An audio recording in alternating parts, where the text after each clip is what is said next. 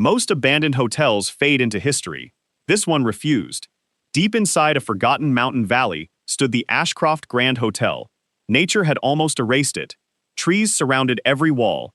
Fog hid it for most of the year. Road signs leading there had disappeared decades ago. Locals still knew where it was. They simply refused to go. If someone asked for directions, conversations stopped. Older residents changed the subject. Some quietly walked away. Others gave only one warning: never spend the night. No explanation followed. No stories. No legends. Only silence. That silence was what brought Daniel Mercer there. Daniel was an urban explorer. He specialized in forgotten places, old hospitals, abandoned prisons, collapsed factories. He had visited hundreds. He believed every mystery eventually had an explanation. His camera recorded everything. His viewers loved impossible locations. When someone anonymously emailed him a single sentence, he couldn't ignore it. The hotel still keeps its guests. No name, no return address, only a faded photograph attached. The image showed an elegant mountain hotel, standing beneath heavy clouds. Across the entrance hung a cracked wooden sign: Ashcroft Grand Hotel. Daniel searched historical records. Construction began in 1908. Luxury destination. Popular among wealthy travelers. Closed suddenly in 1976. Official explanation: financial collapse. But the numbers never made sense. Reservations had been increasing. Tourism was booming. The hotel had recently completed expensive renovations. Nothing suggested bankruptcy. Then something stranger appeared. Newspaper archives ended overnight. One week, reporters covered weddings, business conferences, holiday celebrations. The following week, nothing. As though the building had vanished from public memory. Daniel drove for nearly 6 hours through mountain roads. The final village sat 12 miles from the hotel. Its gas station looked almost abandoned. Only one elderly man stood outside.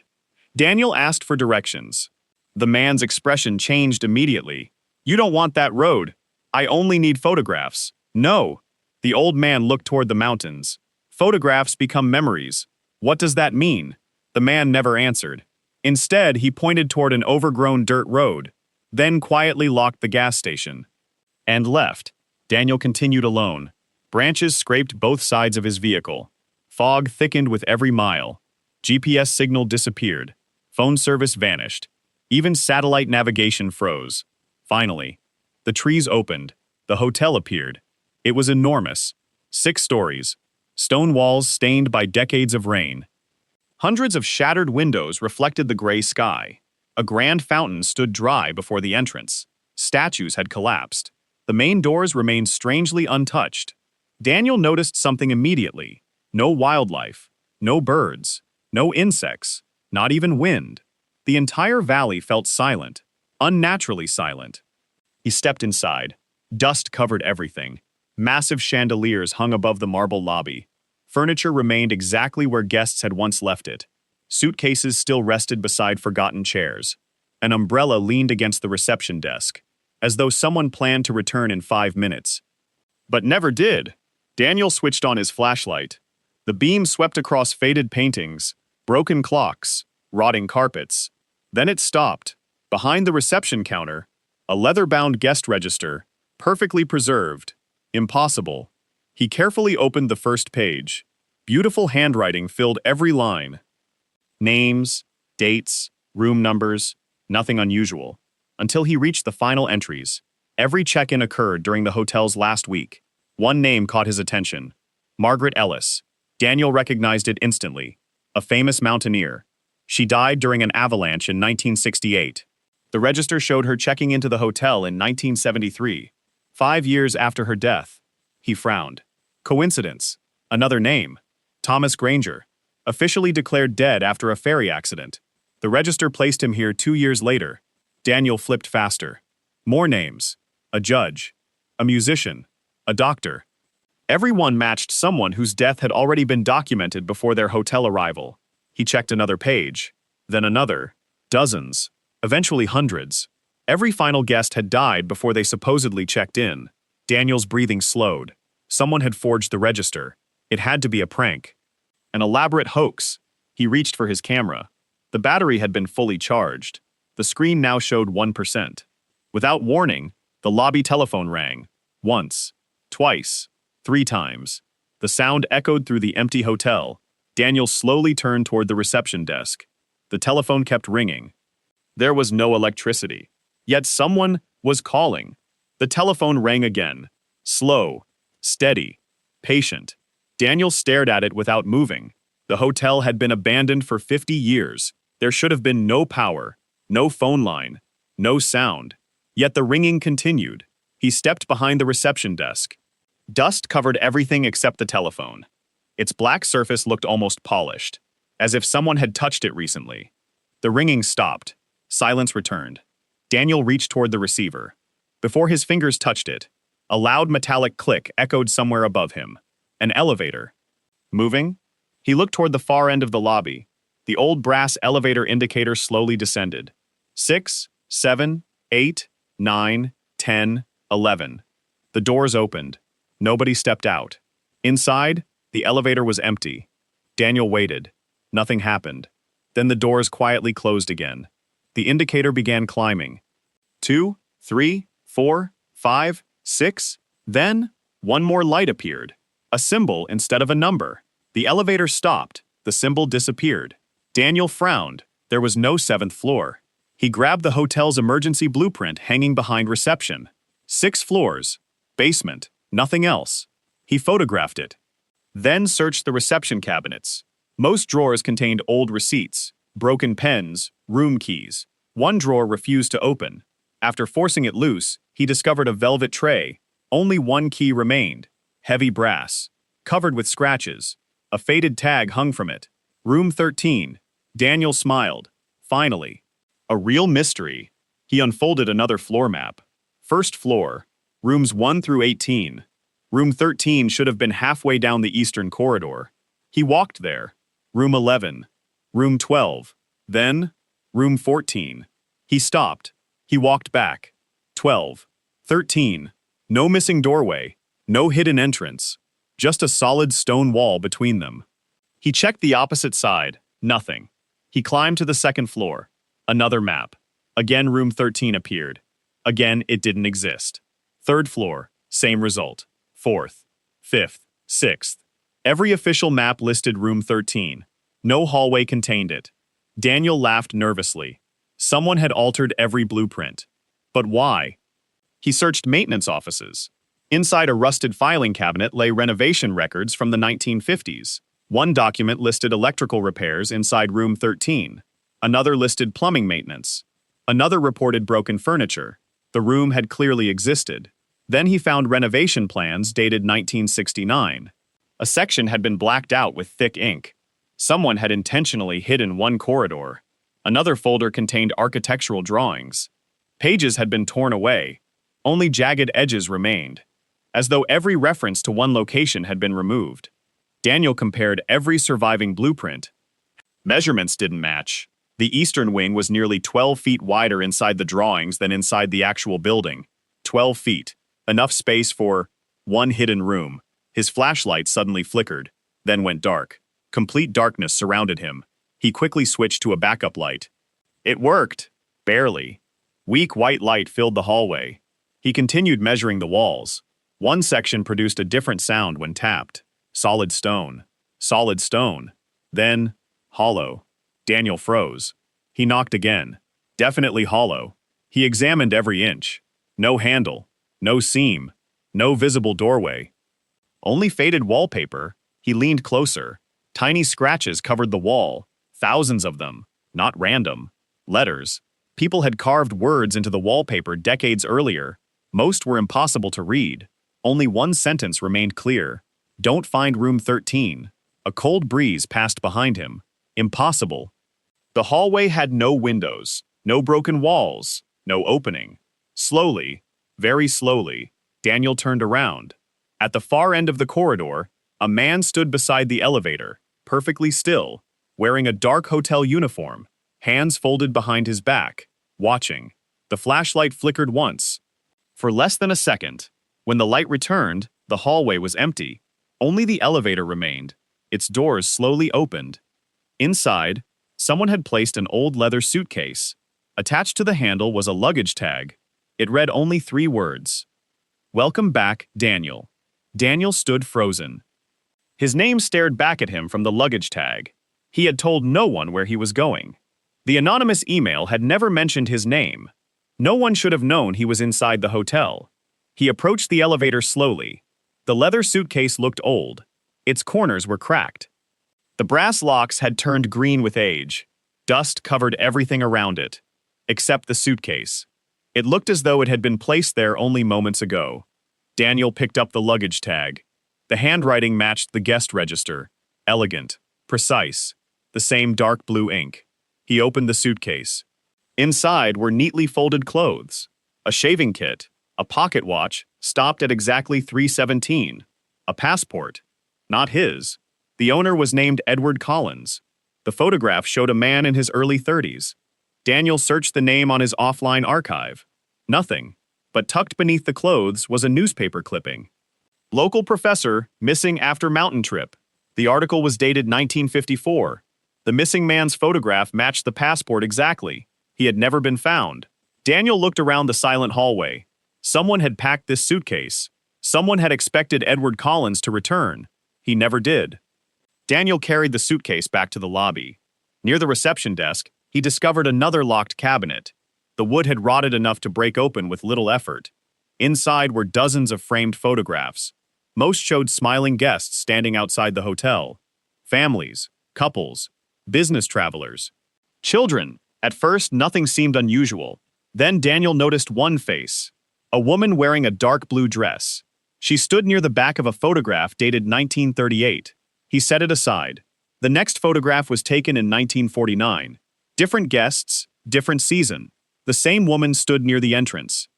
She had not aged. Her expression had not changed. Even her posture was identical. Daniel's pulse quickened. He searched through more photographs. 1957. She appeared again. 1965. Still there. 1972.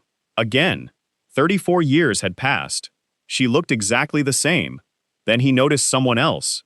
A man wearing a gray suit, always standing several steps behind the guests. Never smiling. Never looking at the camera. Every decade. The same face. The same suit. The same position. Daniel spread the photographs across the marble floor. More familiar faces appeared. A bellboy. An elderly couple. A little girl holding a stuffed rabbit. None of them aged. Some appeared in photographs separated by 40 years. It was impossible. Unless they had never left. He searched another storage room. Shelves overflowed with forgotten luggage. Hundreds of suitcases. Each carried faded hotel tags. Most were coated in decades of dust. He opened one after another. Clothes, jewelry, travel journals, family photographs. Everything abandoned. Everything waiting.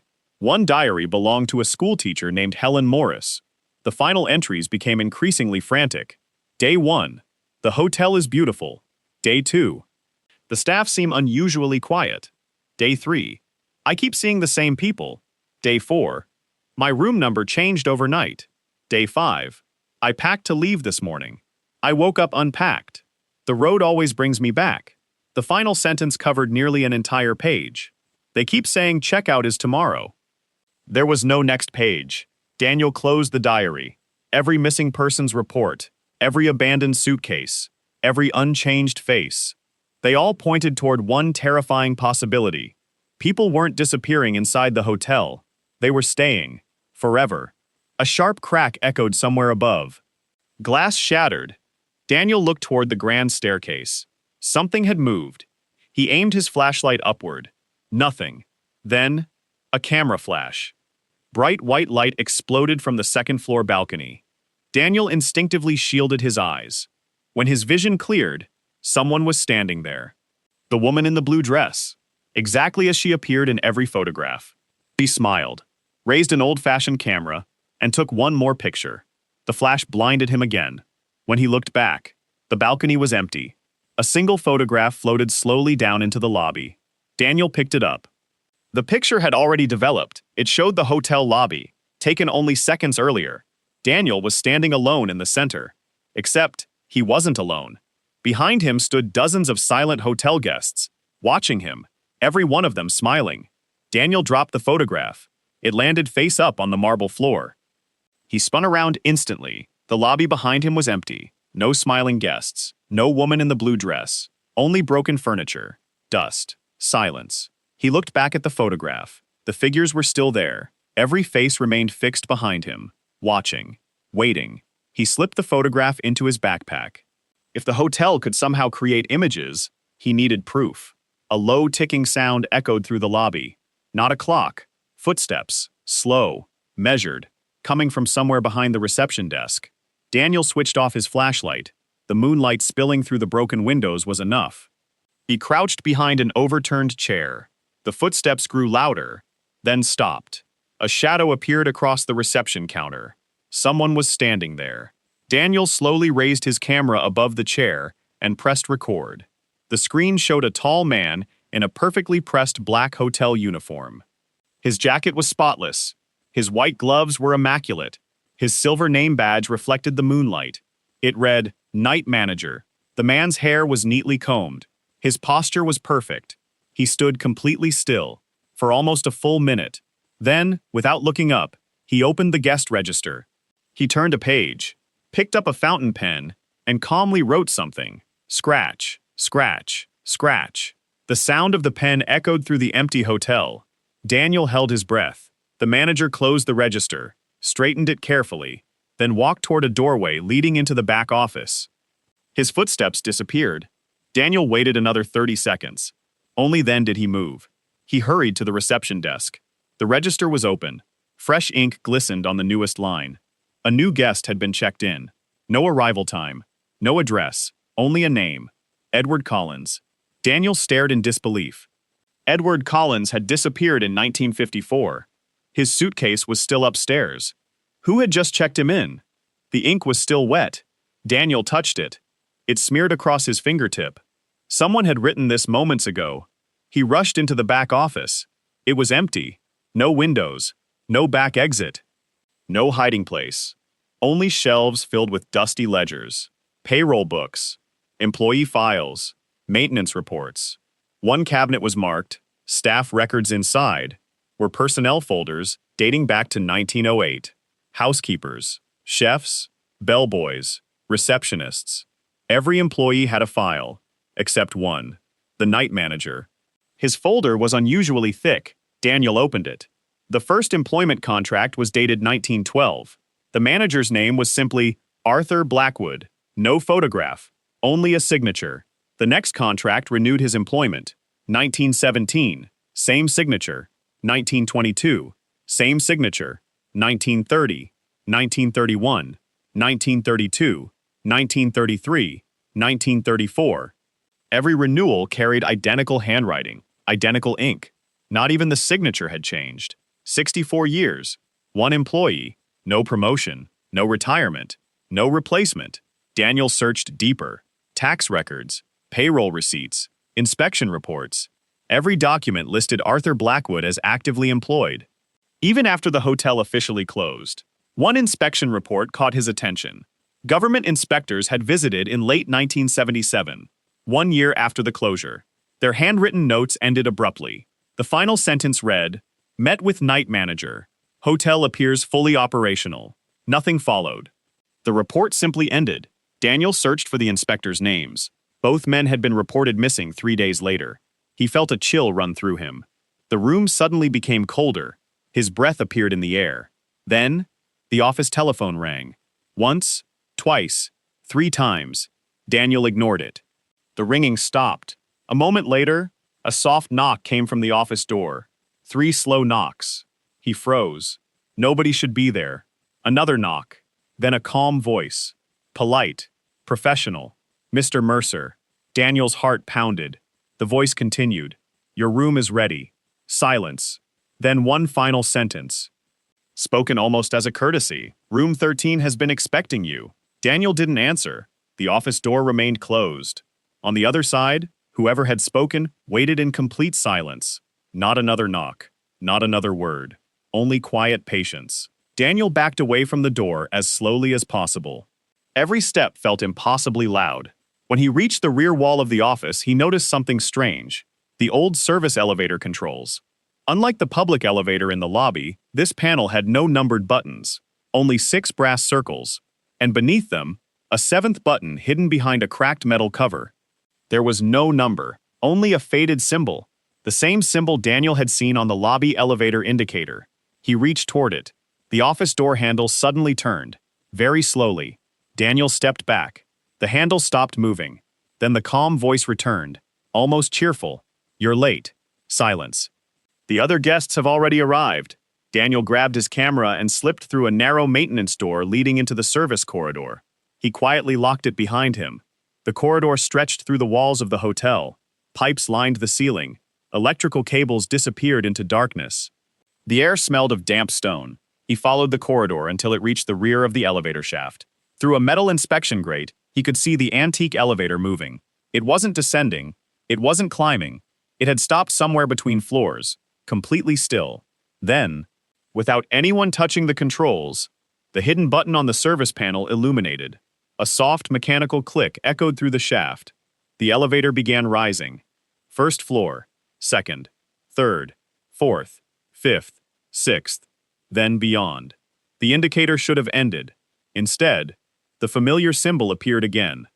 The elevator continued upward. There was no sound of cables straining, no vibration. It simply kept moving, as though another floor existed above the roof itself. Then it stopped. Daniel pressed his ear against the inspection grate. At first, nothing. Then voices. Dozens of them. Soft conversations. Gentle laughter, glasses clinking. A piano playing somewhere far away. It sounded like a busy hotel lobby, full of life, full of guests. He pulled out a digital audio recorder, pressed record, held it against the grate. The conversations continued for nearly a minute. Someone laughed. Someone whispered. Someone called for room service. Daniel clearly heard a child say, "Don't leave me here." Then everything stopped. The elevator began descending again. When it reached the 6th floor, the doors opened. No one stepped out. The elevator returned quietly to the lobby. Daniel immediately replayed the recording. Static. Nothing else. Not a single voice. Not even the elevator motor. Complete silence. He checked the recording again. The timer showed 58 seconds. Nearly a full minute of nothing. His camera beeped. Battery, 74%. Impossible. Only an hour earlier, it had fallen to 1%. Now it had somehow recharged itself. Before he could think about it, another sound echoed through the corridor. A suitcase rolling across the floor. He turned his flashlight toward the noise. An old leather suitcase slowly rolled past the end of the hallway. No person pulled it. No visible force moved it. Its wheels squeaked rhythmically across the stone floor. Daniel followed. The suitcase turned a corner, then another, always staying just far enough ahead. Finally, it stopped beside an old elevator door marked Private Access. The suitcase tipped onto its side. Its latch clicked open by itself. Inside lay a folded hotel brochure. The cover read, "Welcome to the Ashcroft Grand." Daniel opened it. Every page described luxurious rooms, elegant dining, mountain views, perfect service. The final page was different. Only one sentence had been printed. There is no checkout after the hidden floor. The lights above him flickered, one by one. The corridor fell into darkness. Only the elevator indicator remained visible. The symbol glowed softly. Then the elevator bell rang. The private doors slid open. Inside stood Arthur Blackwood, the night manager, perfectly still, one white-gloved hand resting against the open door. His expression never changed. He looked directly at Daniel. Then, with perfect courtesy, he smiled and pressed the hidden button. The elevator doors began to close. The elevator doors closed without a sound. Daniel ran forward. He reached them just before they sealed shut. His hand struck the cold brass doors. Nothing. The elevator was already moving. He watched the indicator climb. 1, 2, 3, 4, 5, 6. Then the symbol appeared again. The elevator continued upward, beyond the top floor, beyond the roof, beyond everything the building should have contained. It stopped. The hallway fell silent once more. Daniel looked around. The private corridor ended at an old security room. Its steel door hung half open. Inside, dusty shelves held dozens of film reels. Most were labeled with dates from the hotel's final years. One canister stood apart from the others. A handwritten label covered its lid. Final check-in. October 18th, 1976. Daniel's heartbeat quickened. In the corner of the room stood an antique projector. Surprisingly, it was connected to a backup generator. He pulled the starter cord. The machine coughed, then roared to life. The projector lamp flickered. The film began to roll.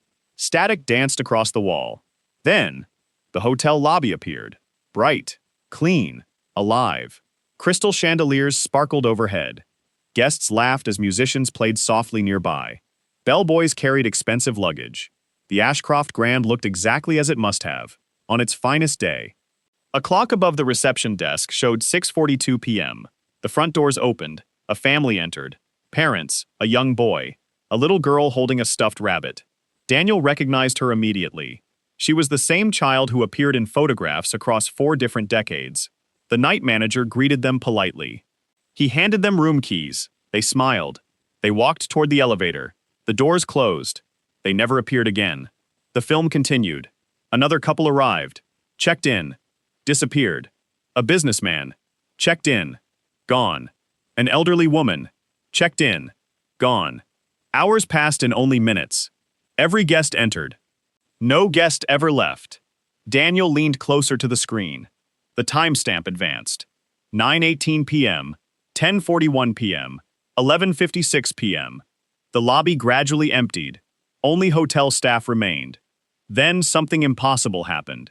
At exactly 3:17 a.m., every clock inside the lobby stopped. Every employee froze. Not one moved. Not even the chandelier swayed. The film itself continued, but everyone inside it stood perfectly still for nearly 30 seconds. Then, every person slowly turned toward the security camera, at exactly the same speed, at exactly the same moment. The night manager stepped forward. He looked directly into the lens. Then he smiled. Not warmly, not politely, like someone recognizing an old friend. He raised one white-gloved hand and pointed, straight at the camera. Daniel felt a chill race through his body. It looked as though Arthur Blackwood could see whoever was watching the recording. The film continued. The manager walked toward the security camera. Closer, closer, until his face filled the entire screen. His lips moved. No sound came from the projector. Daniel instinctively rewound the film. He watched the moment again. Still silent. He remembered the digital recorder in his backpack. He placed it beside the projector speaker. This time, as the manager's lips moved, the recorder captured a voice. Clear, calm, professional. Mr. Mercer. Daniel's blood ran cold. The recording continued. You've been watching the past. A pause. But the past, another pause, has been watching you. The projector suddenly stopped. The film snapped. The room went dark. Only the emergency exit sign glowed faintly. Daniel reached for his flashlight. Before he could switch it on, a strip of freshly developed photographs slid out from beneath the projector. They had not been there before. His hands trembled as he picked them up. The first showed him entering the hotel that morning. The second showed him reading the guest register. The third showed him watching the film. The fourth had no timestamp. It showed Daniel standing beside the night manager at the reception desk. Wearing a perfectly pressed black hotel uniform, a silver badge on his chest read only 2 words. Night manager Daniel stared at the final photograph. His face was unmistakable. The uniform fit him perfectly. The silver badge reflected the lobby chandelier. Night manager. Arthur Blackwood stood beside him. Neither of them smiled. Behind them, the guest register lay open. Daniel flipped the photograph over. Nothing. No date, no photographer, no explanation. He stuffed it into his backpack and hurried back toward the lobby. The hotel felt different now. The silence was heavier. Even the air seemed colder.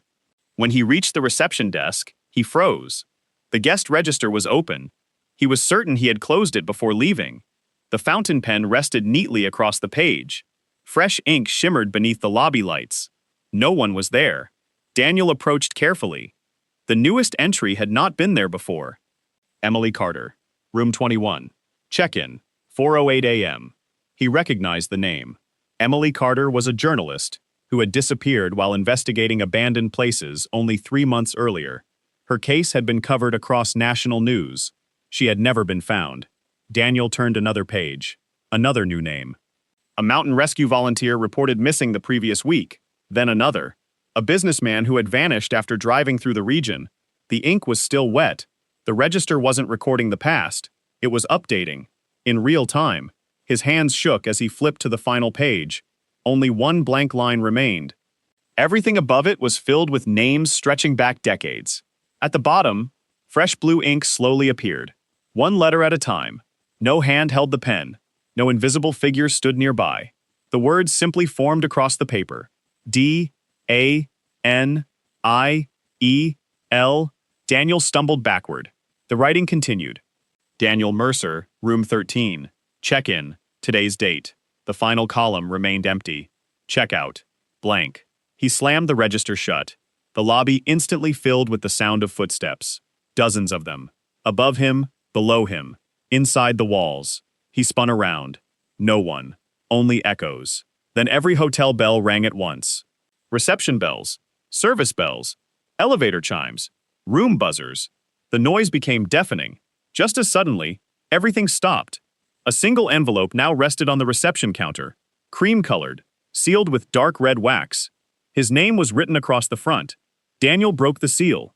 Inside was a room key. Heavy brass. The number engraved on it was unmistakable. 13. Beneath it lay a folded note. Only one sentence. Every guest receives a key. Only one chooses whether to use it. Daniel looked toward the eastern corridor. For the first time, there was a door between rooms 12 and 14. Dark oak, polished brass handle, a plaque that simply read, 13 Met. It hadn't existed before. The door slowly creaked open by itself. Warm golden light spilled into the hallway. Inside, someone quietly said, "Welcome back." The voice was calm, almost welcoming. Daniel tightened his grip on the brass key. Everything inside him said to run, but every answer he had searched for seemed to be waiting beyond that doorway. He stepped into room 13. The door closed softly behind him. The room was far larger than it should have been. From the outside, there had only been a narrow wall between rooms 12 and 14.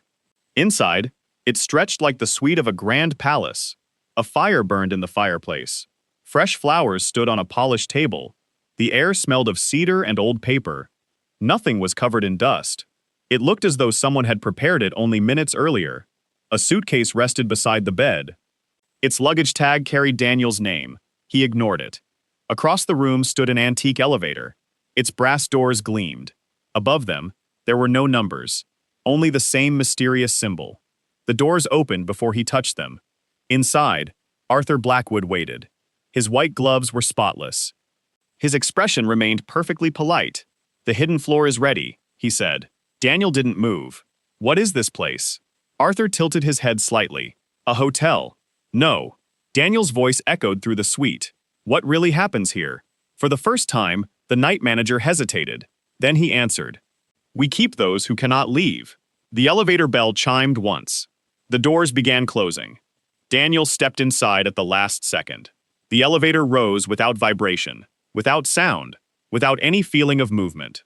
After several long seconds, the doors opened. Daniel stepped onto the hidden floor. It looked nothing like the abandoned hotel below. Every carpet was clean. Every chandelier shone brightly. Soft music drifted through the hallway. Fresh coffee filled the air. Guests walked quietly from room to room. No one looked frightened. No one appeared trapped. Some read newspapers. Others spoke in hushed voices. A little girl carried a stuffed rabbit, the same girl from the old photographs. She smiled as she passed Daniel. She hadn't aged a single day. Every room stood open. Inside each one, time had stopped. A businessman slept with an untouched breakfast beside his bed. Steam still rose from the coffee. An elderly couple played chess. Neither had finished a single move.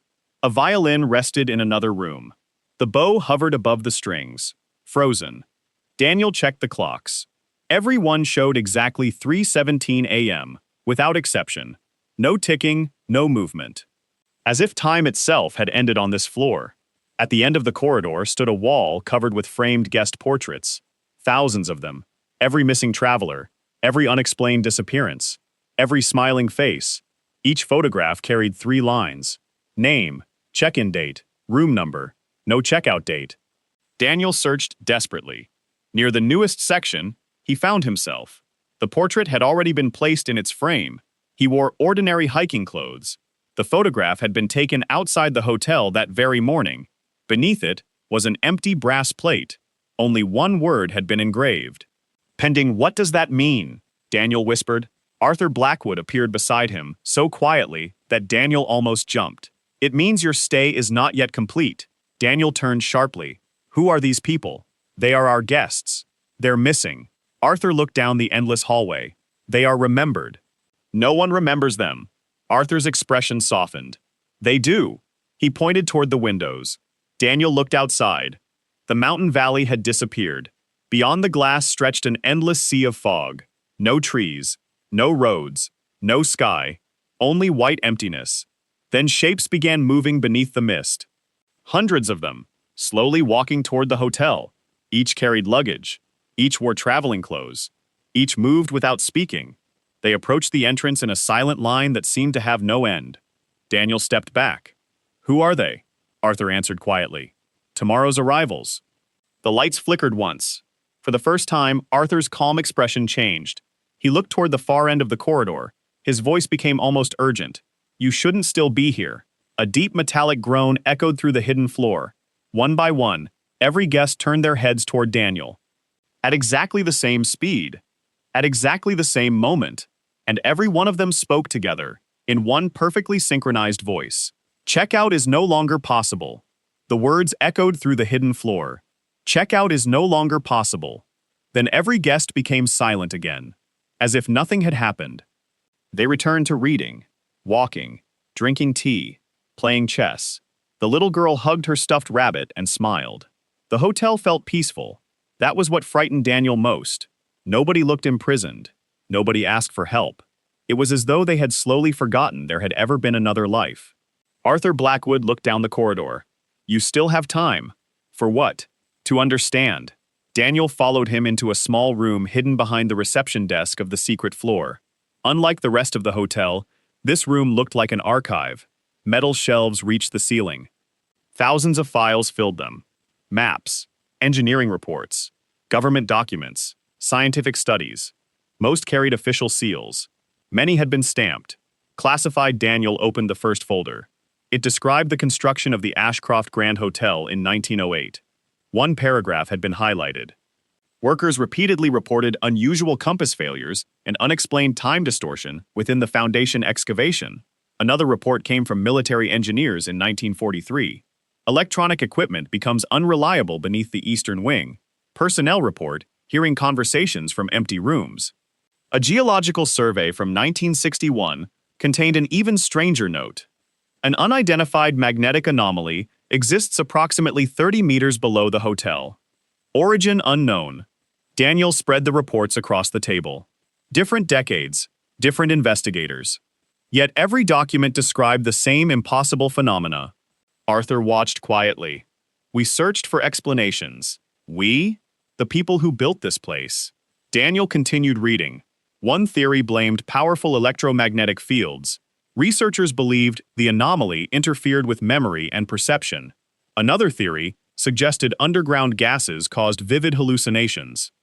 Neither explanation accounted for the missing people. Then he found the final report. Most of it had been burned. Only a few lines remained readable. The anomaly does not create the phenomenon. It attracts it.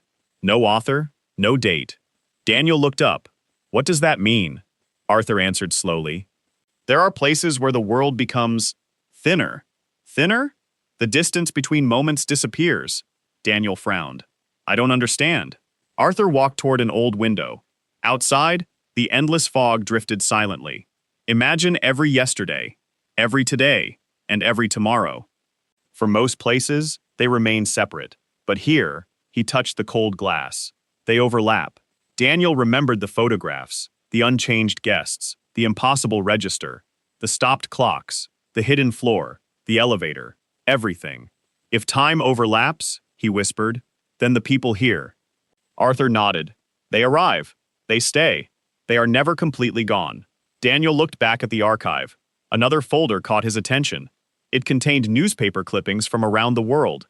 Disappearances, ships, mountaineers, hikers, pilots, entire expeditions. Some had vanished thousands of miles away. Yet each file ended with the same handwritten note. Expected arrival. His breathing became shallow. The hotel brings them here?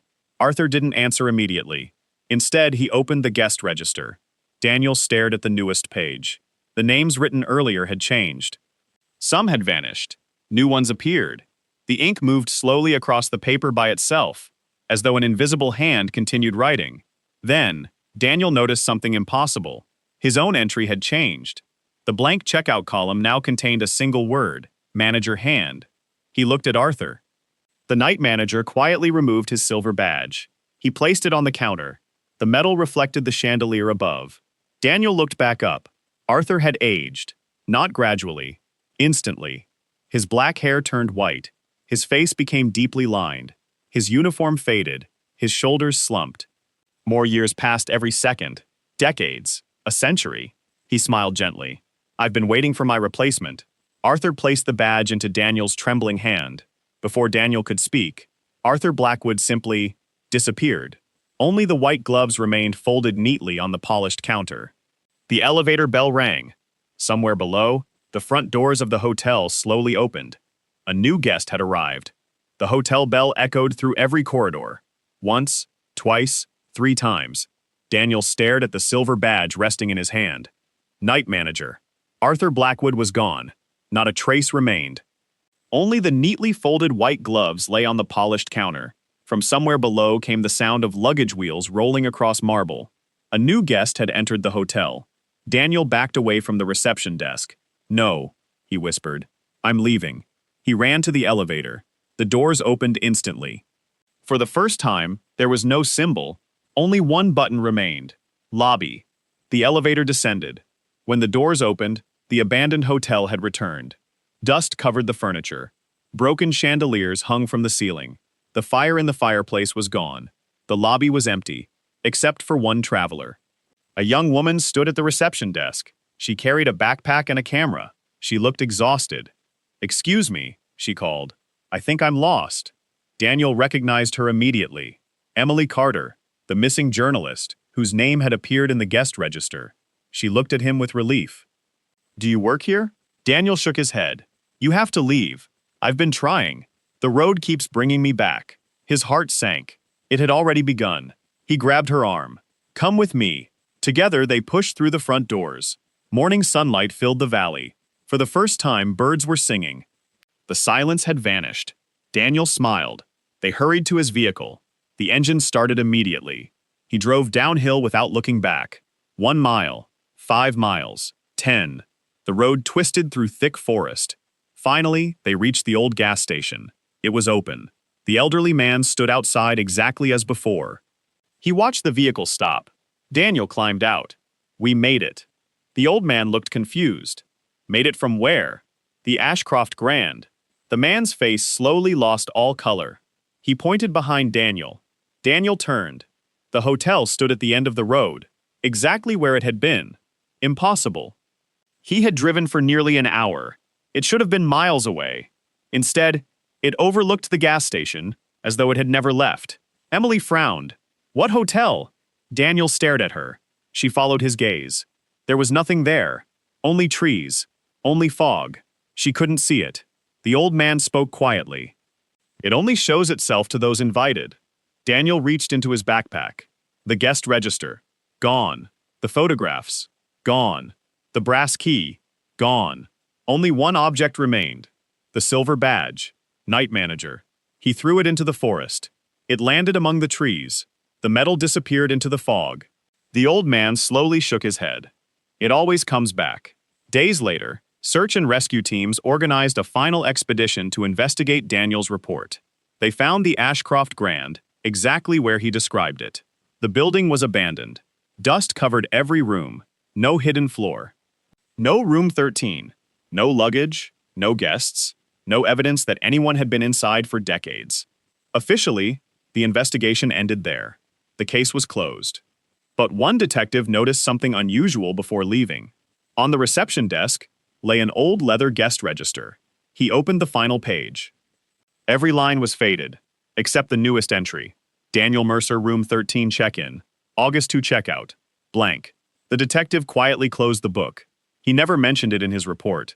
Months later, hikers passing through the mountains reported seeing warm lights glowing inside the abandoned hotel. Some claimed they heard music drifting through the trees. Others described the sound of polite conversation carried by the wind. A few even reported hearing the lobby telephone ring. No investigation ever found a working telephone. No official map showed a hotel in that valley anymore. Today, if you search old records, you will find almost nothing about the Ashcroft Grand. A handful of photographs, a few missing person files, scattered newspaper clippings, enough to suggest that something once stood there. Not enough to explain it. Perhaps the hotel really was built over an impossible place where time folded into itself. Perhaps an unknown natural phenomenon trapped every traveler who crossed its path. Or perhaps the truth is far simpler. Some places don't want to be forgotten. They wait, patiently, for the next traveler. And somewhere, on a quiet mountain road hidden by fog, a telephone may still be ringing, waiting for someone to answer.